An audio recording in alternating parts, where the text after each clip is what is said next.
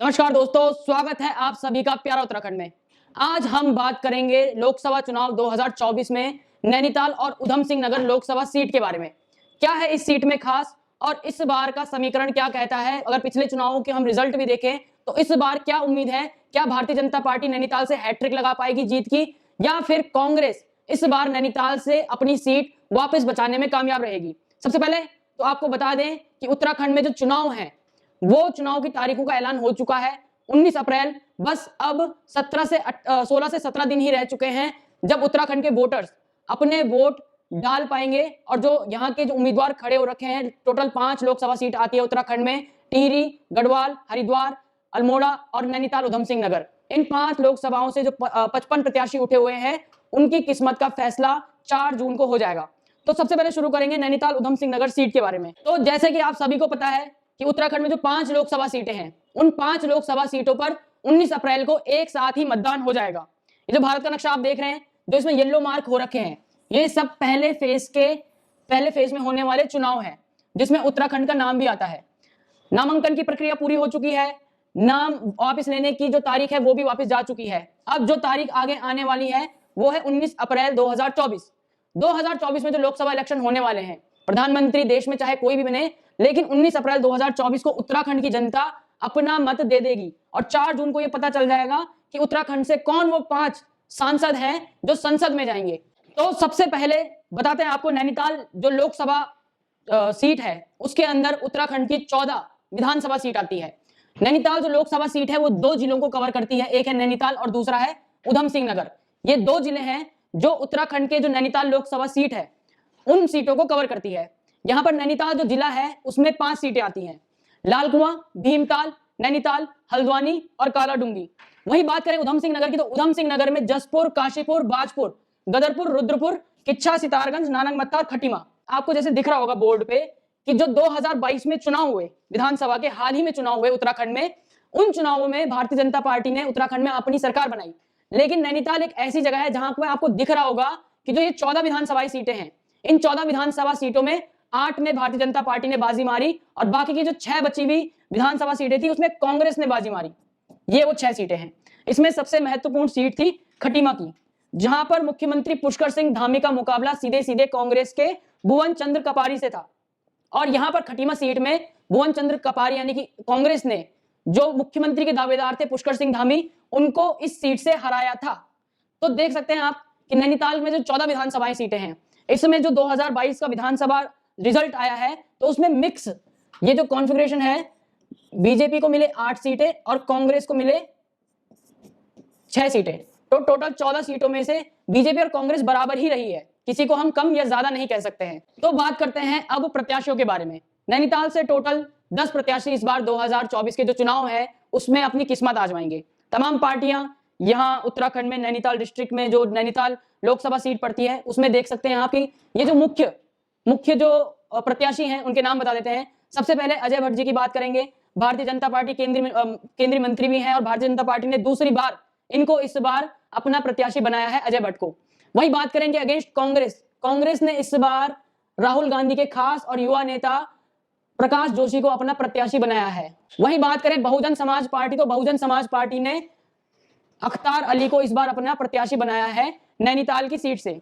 तो ये टोटल फिलहाल ये 3 जो कैंडिडेट्स दिख रहे हैं आपको, चाहे बीजेपी हो, कांग्रेस हो या बहुजन समाजवादी पार्टी हो, ये सब इस बार लाइमलाइट में आ रखे हैं क्योंकि मेन जो मुकाबला है नैनीताल का वो इन्हीं तीनों के बीच है। पिछले रिकॉर्ड्स की भी बात करेंगे। अजय भट्ट 2019 में यहां से पूर्व उत्तराखंड के मुख्यमंत्री हरीश रावत को 3.5 लाख वोटों से हराकर संसद में गए थे। इसीलिए भारतीय जनता पार्टी ने अजय भट्ट को दूसरी बार टिकट दिया। बात करते हैं कांग्रेस प्रकाश जोशी की। प्रकाश जोशी को टिकट कैसा मिला ये सबको पता है क्योंकि वो राहुल गांधी के खास भी हैं और कह सकते हैं कि इस समय युवा नेता के तौर पर प्रकाश जोशी आगे आ रहे हैं। वैसे तो नैनीताल सीट पर कांग्रेस के उम्मीदवार बहुत थे। वरिष्ठ नेता यशपाल आर्या, भुवन चंद्र कपाड़ी, जैसे कि आपने देखा कि किस तरह से उन्होंने खटीमा में मुख्यमंत्री पुष्कर सिंह धामी को 2022 का विधानसभा चुनाव हराया था। उसके बाद महेंद्र पाल सिंह का भी नाम आता है। तो ये सारे जो वरिष्ठ नेता थे कांग्रेस के, इन सबको टिकट न देकर कांग्रेस ने इस बार प्रकाश जोशी को टिकट दिया है। क्यों? 2 कारण है। एक तो राहुल गांधी के खास हैं और दूसरा कांग्रेस शायद अपने वरिष्ठ नेताओं को इस बार इग्नोर भी कर रही है। ये कुछ और प्रत्याशी हैं जो निर्दलीय या उत्तराखंड क्रांति दल से जैसे साहिब सिंह उतर रखे हैं, और बात करें इंडिपेंडेंट कैंडिडेट रमेश कुमार उतर रखे हैं, भारतीय शक्ति चेतन पार्टी से सुरेंद्र सिंह, तो ये सब पार्टियां उतर रखी हैं। लेकिन नैनीताल में जब भी चुनाव हुए हैं 2009 के बाद, तो भारतीय जनता पार्टी और कांग्रेस को छोड़कर बसपा ने ही एक बार अपनी जो जमानत है वो बचाई थी, बाकी किसी ने भी जमानत नहीं बचाई। जैसे कि आप सबको पता ही है कि जमानत बचाने के लिए लगभग 16% वोट जो टोटल वोट पड़ते हैं वो जरूरी होते हैं। तो कांग्रेस और भारतीय जनता पार्टी को छोड़कर किसी भी पार्टी ने या किसी भी निर्दलीय उम्मीदवार अपनी जमानत नहीं बचा सके। आगे बात करते हैं कि जो पुराने रिजल्ट हैं वो क्या कहते हैं। ये 2019 का जो चुनाव हुआ था लोकसभा का, वो आपको दिखाते हैं। 2019 में भारतीय जनता पार्टी ने अपना प्रत्याशी बनाया था अजय भट्ट को, और कांग्रेस के प्रत्याशी थे उत्तराखंड के पूर्व मुख्यमंत्री हरीश रावत। इन दोनों को देख सकते हैं आप कि जब मतों की गणना हुई तो लगभग 3,39,000 वोट से अजय भट्ट ने हरीश रावत को हराया। लगभग 61% वोट था भारतीय जनता पार्टी का नैनीताल उधम सिंह नगर लोकसभा सीट पर, और 34% वोट परसेंटेज था कांग्रेस के हरीश रावत का। बात करें बाकी पार्टी, तो बाकी पार्टी में से कोई भी अपना जो जमानत है वो भी नहीं बचा सकी। वोट परसेंट की बात तो दूर की बात है। तो साफ साफ दिख रहा है कि 2019 में भारतीय जनता पार्टी ने कांग्रेस को रिकॉर्ड उत्तराखंड में इन 5 संसदीय सीटों में रिकॉर्ड से हराया। 2014 का भी आपको बता देते हैं। 2014 में भारतीय जनता पार्टी के जो कैंडिडेट थे वो थे भगत सिंह कोश्यारी, वहीं कांग्रेस के कैंडिडेट थे के.सी. सिंह बाबा। जो जीत का अंतर था भारतीय जनता पार्टी का वो 2,84,000 था, और vote percent Bharatiya Janata party का 57% और कांग्रेस का 31% था, लगभग 32% के करीब। तो चाहे 2014 की बात हो चाहे 2019 की बात हो, भारतीय जनता पार्टी ने 50% से ऊपर अपना वोट परसेंटेज रखा है। तो ये पुराना चार्ट है। इस चार्ट के अकॉर्डिंग आपको बता दें कि नैनीताल सीट से कांग्रेस 10 बार विजय रही है और बीजेपी सिर्फ 4 बार विजय रही है।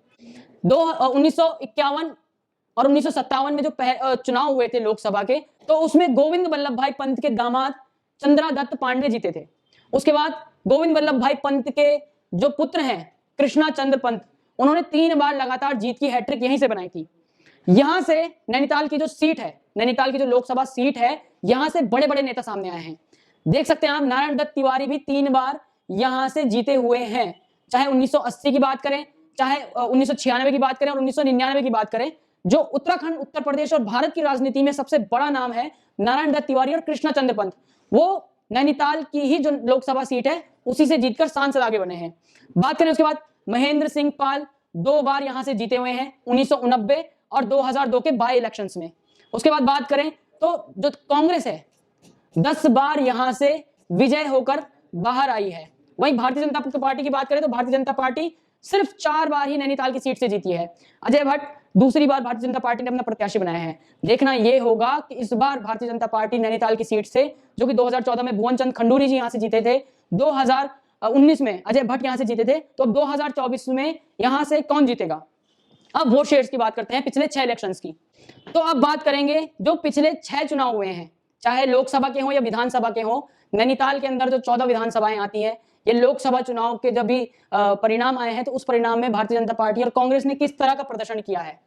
सबसे पहले 2009 में पार्लियामेंट्री इलेक्शन हुए और 2012 में विधानसभा के चुनाव हुए।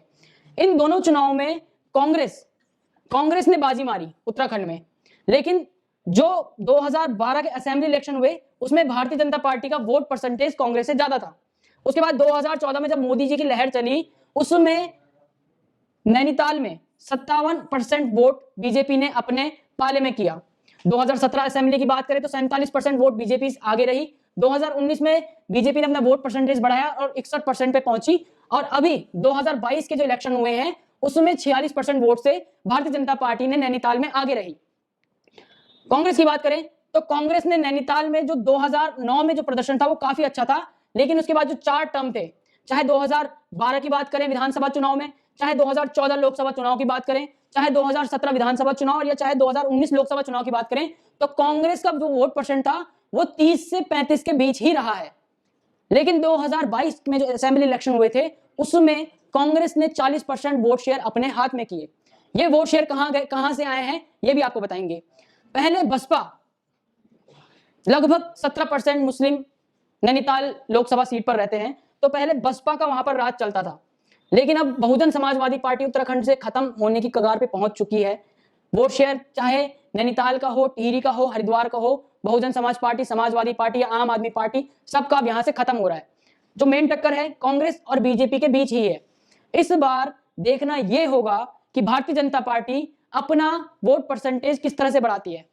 एक तरफ जहां बीजेपी 75% से ज्यादा वोट परसेंट की बात कर रही है, तो वहीं कांग्रेस ने यह एक ही सीट थी जहां पर कांग्रेस भारतीय जनता पार्टी को टक्कर दे सकती थी, लेकिन जो कांग्रेस ने इस वक्त कैंडिडेट वहां पर खड़ा कर रखा है प्रकाश जोशी, वो पहले भी आपको बता दें कि 2 बार विधानसभा चुनाव हार चुके हैं, 2 बार जनता ने पहले भी उनको नकार दिया है।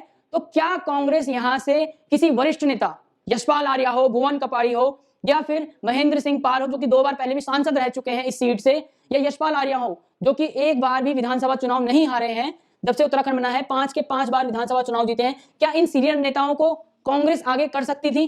खैर, ये आने वाला वक्त ही बताएगा। 19 तारीख को जब उत्तराखंड में मतदान होंगे और 4 जून को जब रिजल्ट आएगा, तो ये आने वाला वक्त ही बताएगा कि यहां से भारतीय जनता पार्टी जीत की हैट्रिक बनाती है या फिर कांग्रेस के प्रकाश जोशी कोई चमत्कार दिखाते हैं। फिलहाल के लिए प्यारा उत्तराखंड में इतना ही। जय हिंद, जय भारत, जय उत्तराखंड।